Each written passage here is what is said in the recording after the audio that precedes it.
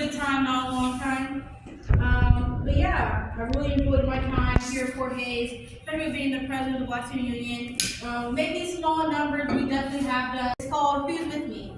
I'm afraid that one day I will lose the ability to talk about how far my people or myself has come. That the world will silence me to specks in the wind that don't even have the right to sit in. I silence so loud that the words on the top of my tongue are shunned and buried with the burden many carry. The burden being the ability for the sharing of a mind that can be a little heavy.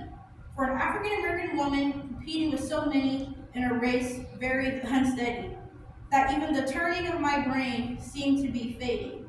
But what do I know? I should be lucky to be a character amongst many, because with light all things are bright.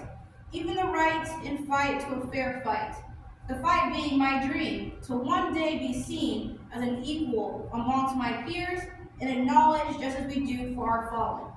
This will forever be a dream I am keen on achieving.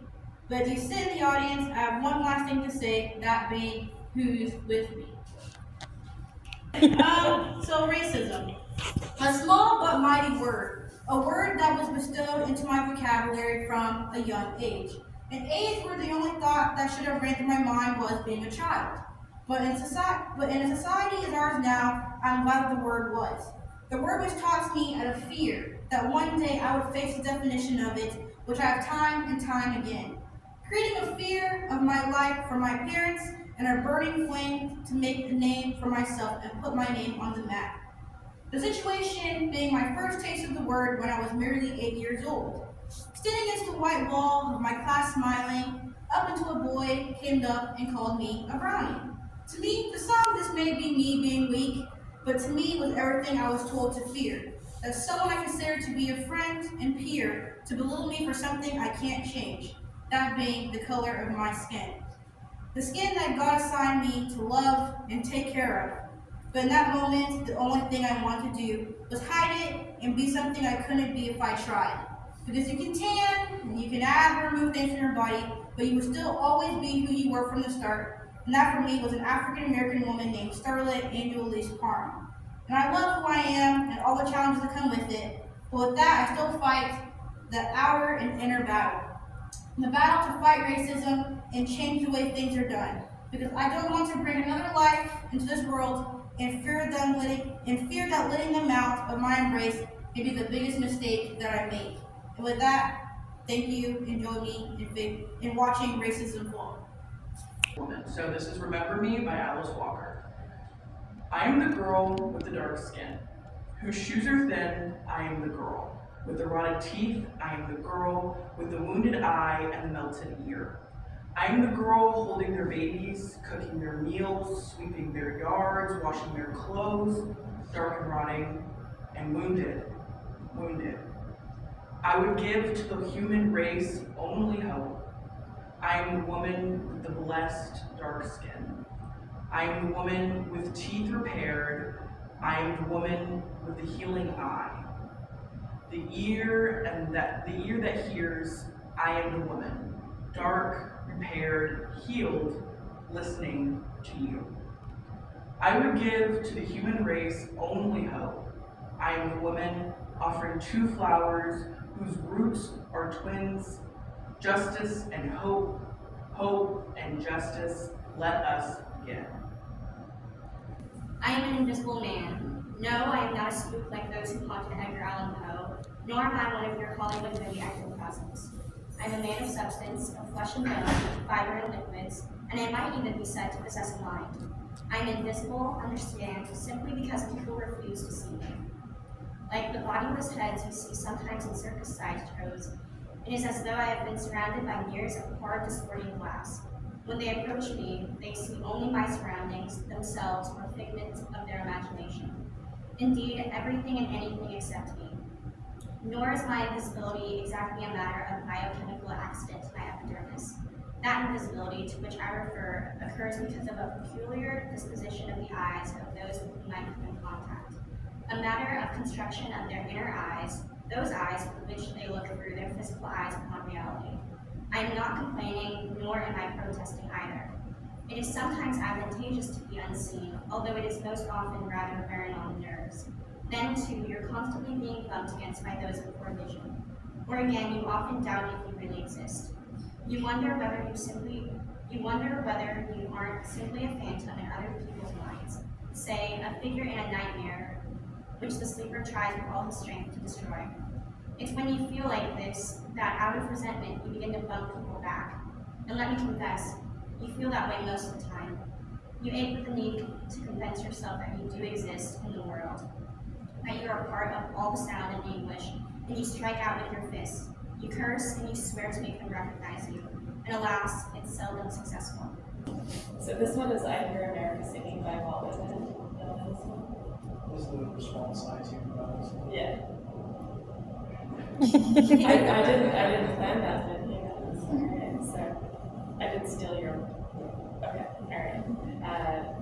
I hear America singing the varied carols I hear, those of mechanics, each one singing his as it should be, blithe and strong. The carpenter singing his as he measures his plank or beam, the mason singing his as he makes ready for work or leaves off work, the boatman singing what belongs to him in his boat, the deckhand singing on the steamboat deck, the shoemaker singing as he sits on his bench, the hatter singing as he stands, the woodcutter's song, the plowboy's on his way in the morning, or at noon intermission, or at sundown. The delicious singing of the mother, or of the young wife at work, or of the girl sewing or washing. Each singing what belongs to him or her and to none else. The day what belongs to the day, at night, the party of young fellows, robust, friendly, singing with open mouths their strong melodious songs. So this one's called You Are Somebody. It's a three-letter phrase installed in me by my grandfather. This has been a core memory for me since I was little and he was dropping me off to elementary school. However, back then it didn't comprehend for me how far deep it would run in my life. Through life, I have learned and been through a lot of things. Some that have been the best times of my life and some that have shown me what being a young person of color entails. Those three words, though, helped me get through some of the toughest things through life. One major one being navigating being involved and learning to advocate for myself. Being involved is a large part of my life and a way for me to give back to the communities that have given so much to me. However, it's not always that easy, considering at times I may be the only one in the room that looks like me, which when I was younger was so scary and a little unnerving, but as time has rolled over now, I see it as a chance to serve as a guidance for those that are wanting to get involved and give back. With every activity I join, I hope that me being a face at the table serves purpose to someone and gives them the strength to do the same. Because little me looks for all that all the time, and a lot of the time fail to see it. Leading me now to advocate for myself, no matter how scary it may seem initially, because as my grandma would always say, a closed mouth does not get fed. Which is why I will continue to voice my concerns and educate myself on topics bigger than myself.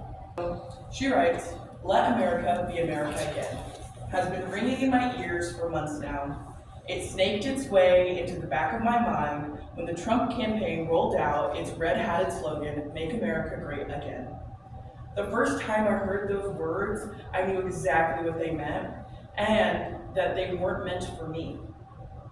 I knew that the great America hoped for within these words was one where I'm a little less free, where the patriarchal grip on every system of power is white-knuckled, and inaccessible. For a person of color in America, there was no greater time than a hopeful future. There were no good old days for us. I don't do nostalgia. I don't long for anything before, because life becomes more dangerous for me the further I go back. After Trump's victory, I watched the liberal flank of white America shimmering in its astonished disbelief, feeling betrayed by a place that they thought they knew. What had this country become? Let America be the dream the dreamers dreamed. Hughes's words rolled over and over in my head. There's never been equality for me, nor freedom in this homeland of the free, The violent white male supremacy that Trump traded on throughout his campaign is embedded in the foundation of this place. The country we all woke up to on November 9th, 2016 was the same one it has been. Black America has been living in that reality all along. And we've been trying to show you. The first dream of this country did not see me free within it. I draw my veil across the stars. America never was America to me.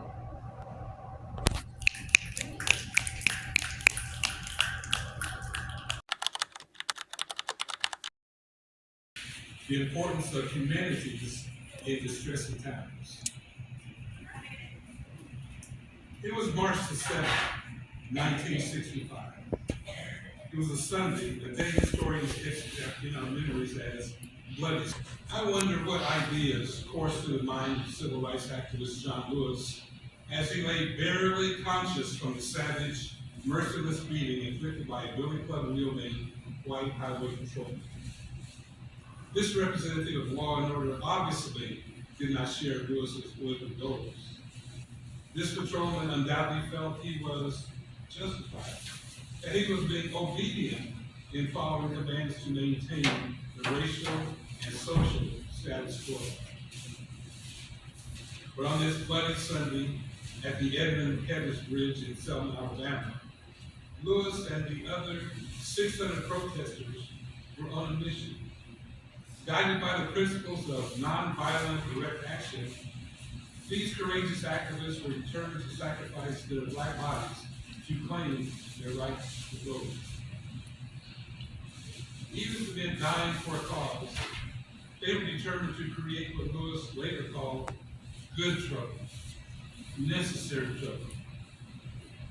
Good trouble, he said, was about dramatizing something that needs changing and correcting. His many arrests and sacrifices of his body, he felt, helped to raise awareness of the wrongs inflicted on minority dissidents, not just in Alabama, but throughout the world. The struggle waged that day signified more than a quest for the right to vote. It was also a demand for the rights of full citizenship in a time and place that would keep black people mired in the social order as second-class citizens. Stated another way, they were marching to claim their very humanity. On that bloody Sunday, Lewis and others found themselves reenacting a drama as old as 1690 in Africa's first language at Jamestown, Virginia. The question of citizenship and humanity were inextricably intertwined, with the former asking, who is an American, and the latter asking, what does it mean to be human? Today, we generally look to such branches of knowledge as philosophy, literature, art, music, sociology, among others, for a meaningful definition of humanities. After all, these areas of learning engage the study of human nature and explore the possibilities of human experience. But if we delve more deeply, we come to understand the position argued by educator Lynn Maxwell White, who writes that the humanities offer models and methods for addressing dilemmas and acknowledging ambiguity and paradox. They can help us face the tension between the concerns of individuals and those of groups, and provoke civil and informed discussion of conflicts, placing current issues in historical perspective. We can test the efficacy of White's argument by looking briefly at two discrete examples to determine the function of humanities in times of political or social crisis, contentiousness, and disagreement. Let's look briefly at Abraham Lincoln's Emancipation Proclamation and Dr. Martin Luther King Jr.'s letter from Birmingham jail.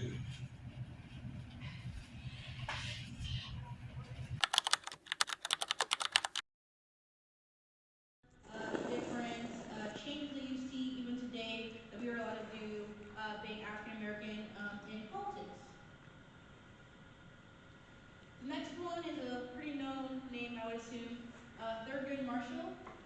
He was the first Black Associate Justice of the United States Supreme Court. Was a prominent civil rights attorney who led the NAACP Legal Defense and Educational Fund, which is still a program that you will see around today, helping different students and just advocating about different work and things happening within our community. He also won 29 out of the 32 cases he argued before the Supreme Court, which is definitely a large number to see, once again considering the nature of both the times and the color of his skin at the given time as well. His most famous victory, though, was the Brown versus Board of Education case, which declared racial segregation in public schools unconstitutional. That's a large case that a lot of students tend to learn about in either elementary or middle school, but it was also one of the first cases that my grandparents kind of pushed into my brain to kind of remember and understand, since that victory alone made it possible for us to even be where we're at right now on this event. So definitely a lot of pride and respect and joy for all that he has accomplished for the African American community. Next one I did was Stacey Abrams. She was a fan favorite of my grandma, so I had to include that to some names. The first African American female major party gubernatorial nominee in the United States. She founded the Fair Fight Action, which is a nonprofit that fights for free and fair elections. That is still a current and active nonprofit that has been advanced and going for years, and has made a lot of elections that you've even seen today and has been fought for to make sure all of those that you see today are a fair fight for all parties involved. She's also the author of both fiction and nonfiction books that either revolve around a lot of her advocacy and campaign work, but also just her growing up and kind of what led to her interest in politics. Next we have Barack Obama. He was the first African American president of the United States. Before that, he was a state senator of Illinois and then a U.S. senator. Along with that, while president, he addressed the financial crisis, passed healthcare reform, and ordered the mission that killed Osama bin Laden. He's also the author of several books, a few listed here, those being A Promised Land, Dreams from My Father, The Audacity of Hope, and Renegades. Next we have Kamala Harris. She was the 49th vice president, and then she's also district attorney of San Francisco and attorney general of California. I found that to be very interesting and unique, considering that San Francisco is a very large district within their own. To be able to get enough votes to be in a position of that nature definitely was cool to kind of see, especially with her being a woman of color. Even though San Francisco is a pretty diverse place, but like most diverse places, there still is a good majority of us have different views that may not see that or see her worthy of being in a position as district attorney. She graduated from Howard University and the University of California Hastings College of Law. She was a strong advocate for both gun control, healthcare reform, and many other causes. Last but not least, we have Jasmine Crockett. She's by far one of my favorites, considering the legislative district and kind of the things that are going on quite frequently across the media. She's very vocal about her opinions and her desire to fight for a fair fight for everyone. She was the U.S. Representative for Texas 30 Congressional District. She was both a public defender, civil rights attorney, state representative, and United States Congresswoman. She was a founding member of both the Texas Progressive Caucus and the Texas Caucus on Climate, Energy, and the Environment. She also earned her BA in Business Administration from Rhodes College and her JD from the University of Houston. She's a very active member of both in politics, but also in kind of regulating and helping with the next generations. If you have any social media of any kind, more likely she's relevant or said something, but she's very famous for some of her arguments and things that she's said about current President Trump. she's a very interesting lady, and I think she's doing the best with what she can considering the nature of the world right now. An inventor following in her mother's footsteps because she was also a nurse. She created the first audio-visual home security system and designed a solution. And when she created the first audio-visual home security system, it wasn't just to, I guess, well, it was to protect her house, but it was in response to the slow police response times that they had back in. She won an award from the National Scientist Committee for her CCTV invention. So we're going to go ahead and start off with our introduction. So we're going to pretend we're eating at a table. Since we were actually at tables today, this table is going to be our example. You guys are going to love this. So we're going to pretend that we are all friends at this table, okay? We're all talking at the table, and somebody, we won't pick who, decides to pipe up and tell the group that they have a joke to tell everyone. So I don't have a joke. I think they have a lot of jokes. So one person decides to speak up, and they say, I have a joke. Are you guys ready to listen? And everyone's kind of tensed up because this person might say some things that you don't agree with all the time, and they start to make a joke. I'm going to pretend I'm them so they don't have to. And they go, how do you start a black person? And everyone's like, okay, great. This is perfect. They're going to keep going.